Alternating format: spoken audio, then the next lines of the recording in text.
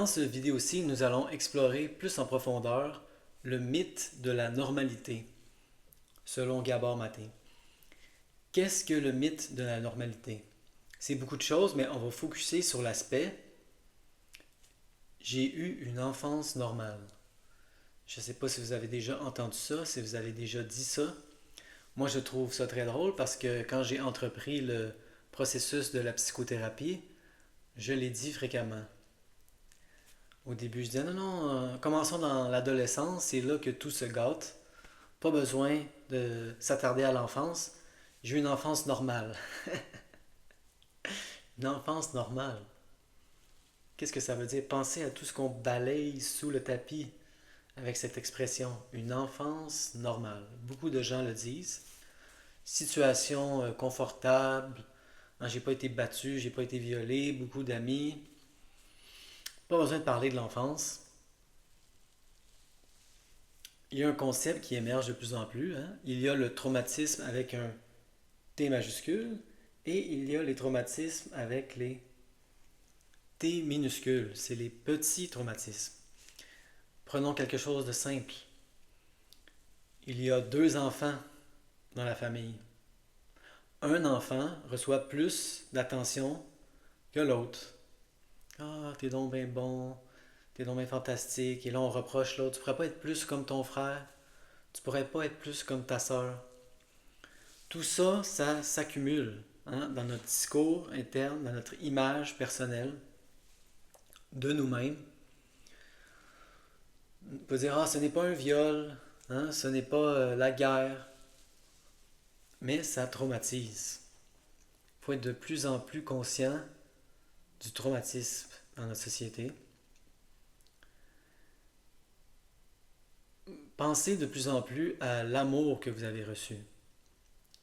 Est-ce que l'amour que vous avez reçu était conditionnel ou inconditionnel?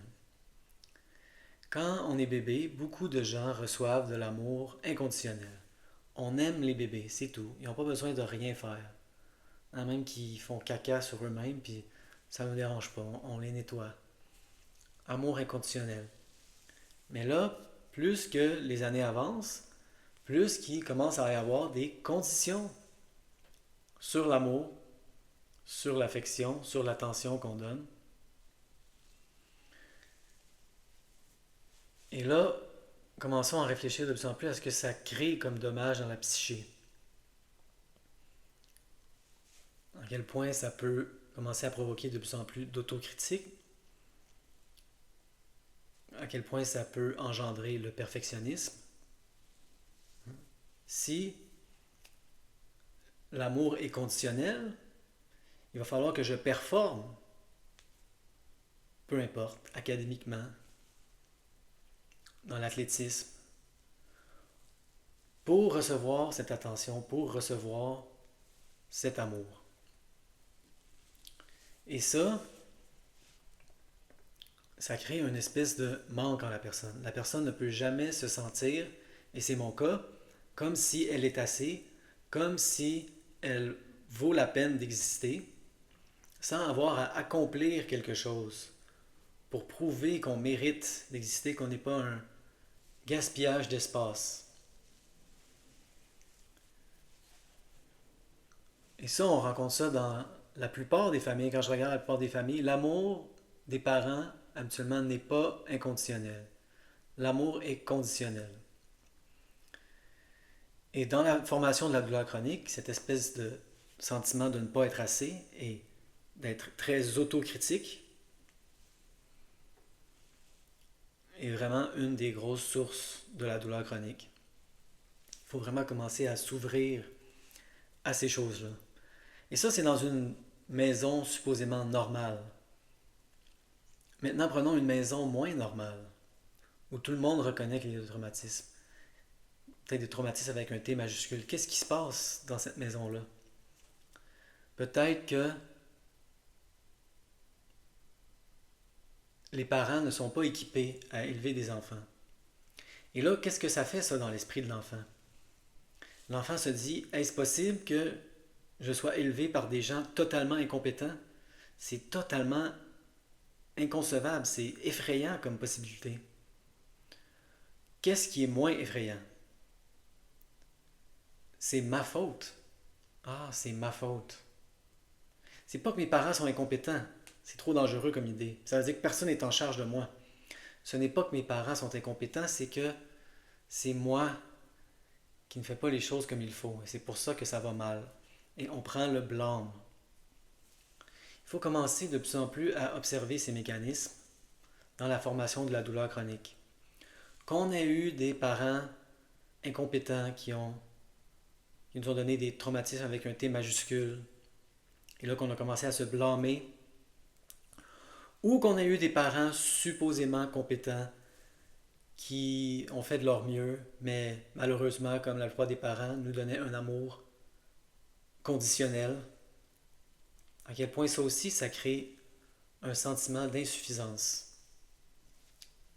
Deux scénarios. Traumatisme, T majuscule, traumatisme, T minuscule. Aussi, on pourrait dire, il ne s'est rien passé. Ah, il ne s'est rien passé dans ma jeunesse. Hein, qui vaudrait la peine d'être exploré. Et là, c'est justement explorer ce qui ne s'est pas passé. Qu'est-ce qui ne s'est pas passé? Voici une bonne question. Est-ce que, lorsque vous étiez jeune, vous aviez quelqu'un, un adulte, très important, un adulte à qui vous pouviez parler totalement ouvertement, sans sentir aucun jugement? Un adulte qui vous donnait de l'amour inconditionnel, peu importe ce que vous faisiez, peu importe ce que vous disiez. Et là, si justement la réponse est non, peu importe ce qui s'est passé, peu importe la belle maison, les belles vacances, les belles études que vous avez faites,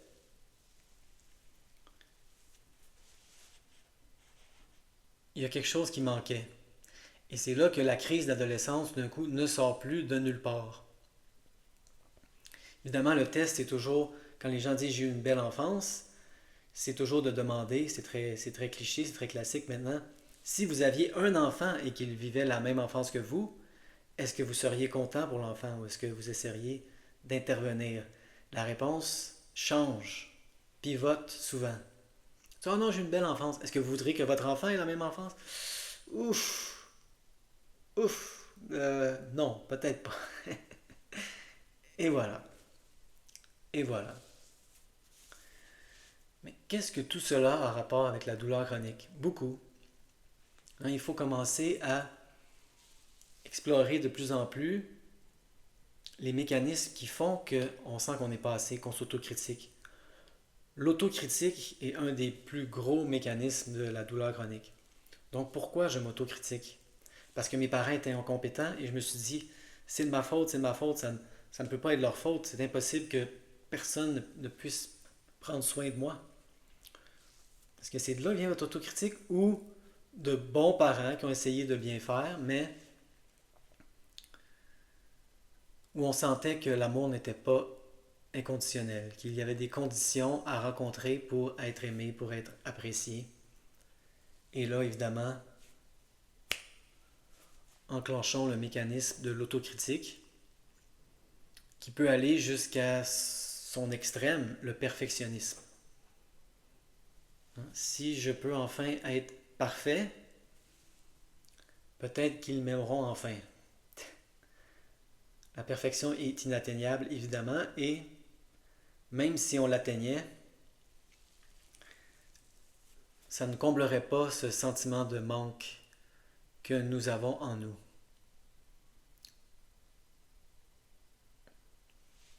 Dans ces circonstances d'enfance.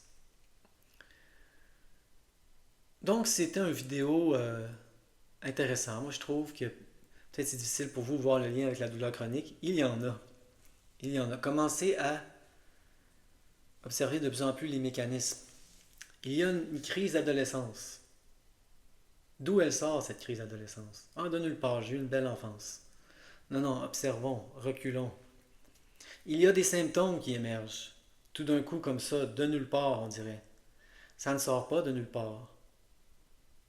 Retournons dans l'adolescence, retournons dans l'enfance. Il y a des mécanismes qui qui ont, on pourrait dire, créé notre personnalité. Notre personnalité est une adaptation. La plupart des personnalités ne sont pas innées.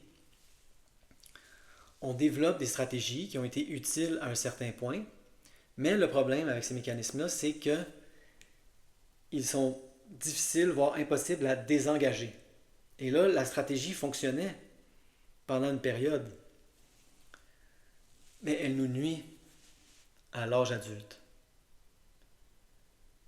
C'est un peu comme, pour vous donner un exemple du livre, si au Texas, il y a tout d'un coup une vague de froid, et là tout le monde commence à se mettre des manteaux et à improviser des mécanismes de chauffage. C'est pour répondre à une crise. Mais lorsque la vague de froid s'en va et qu'on revient en plein été, là, votre manteau d'hiver, vos mécanismes de chauffage n'ont plus leur place. Ça va créer de la douleur. Avoir un manteau d'hiver en plein été au Texas, ça va créer de la douleur, de l'inconfort. Et c'est ça qui se passe, c'est qu'on se promène avec des manteaux d'hiver en plein été, parce qu'on a des vieilles stratégies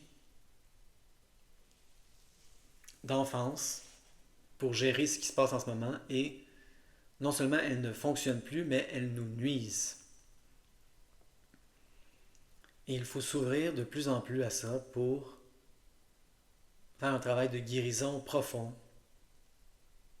Pas toujours nécessaire pour l'élimination des symptômes, mais nécessaire pour aller vers une vie meilleure. On ne veut pas seulement éliminer les symptômes. J'espère que cette vidéo a été utile. C'était une illustration de traumatisme avec un T majuscule, traumatisme avec un T minuscule, tout aussi traumatisant. On va le répéter. Le traumatisme n'est pas ce qui arrive à l'organisme, mais comment l'organisme répond, ce qui se passe dans l'organisme par rapport à une situation. Donc, je vous invite de plus en plus, si vous n'avez pas eu des traumatismes avec des T majuscules, à devenir conscient de vos traumatismes T minuscules et le rôle qu'ils jouent dans la formation des symptômes chroniques.